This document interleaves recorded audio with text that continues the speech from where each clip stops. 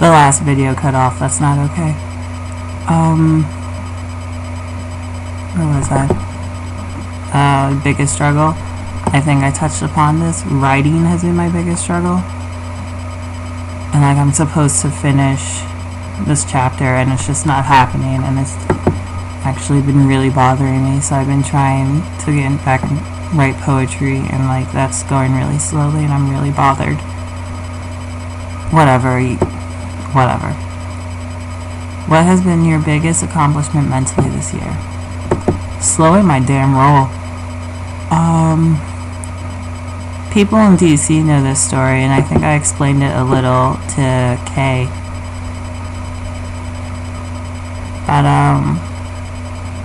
earlier this year, at the beginning of school, I like went batshit insane.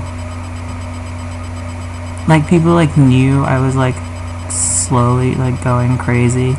Like on the outside, like I ended up crying like in the middle of like MDC. It was awful. Like people knew I was going crazy. Like whatever. Got too high all the time. But like behind closed doors, like I like actually just went insane. And so when I made the decision to not go back for fall, that was actually probably the biggest mental accomplishment I'd ever made this year, and actually in the past 2.5 years, because like my spiral started senior year. Yeah. My spiral started like I spiraled downward. Started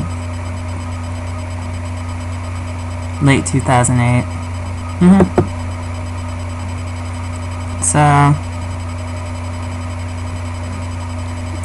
So slowing down and like prioritizing things and like finding art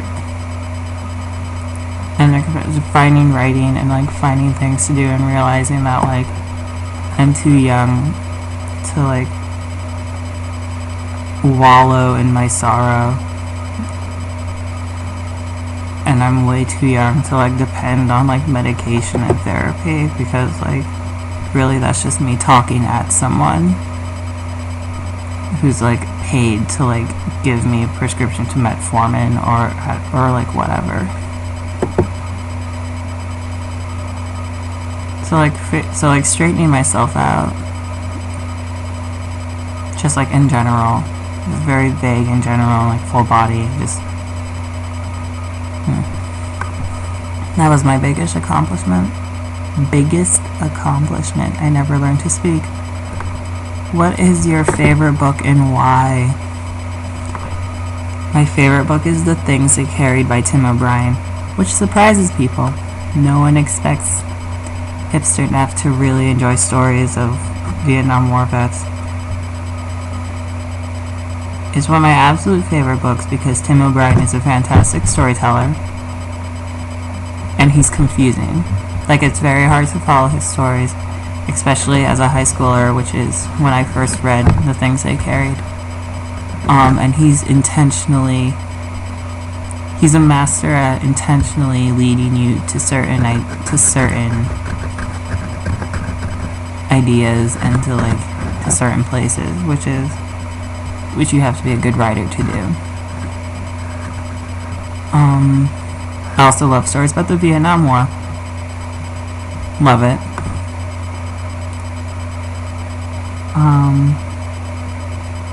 It's a haunting book. A lot of the stories and details are very, when you visualize them, they're very hard.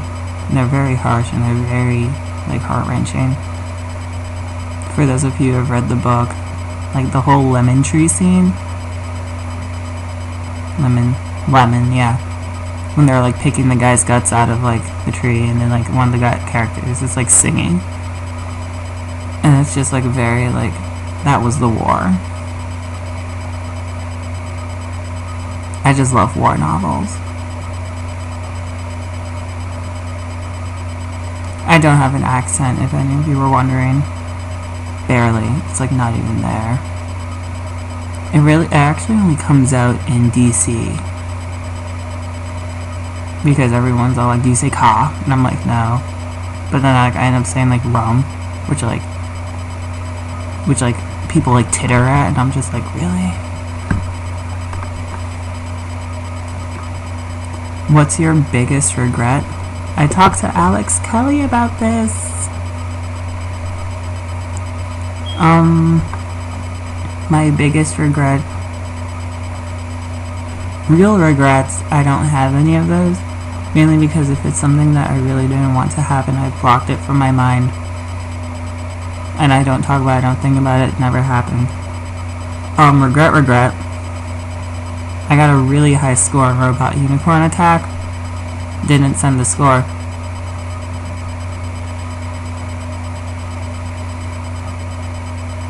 Shame.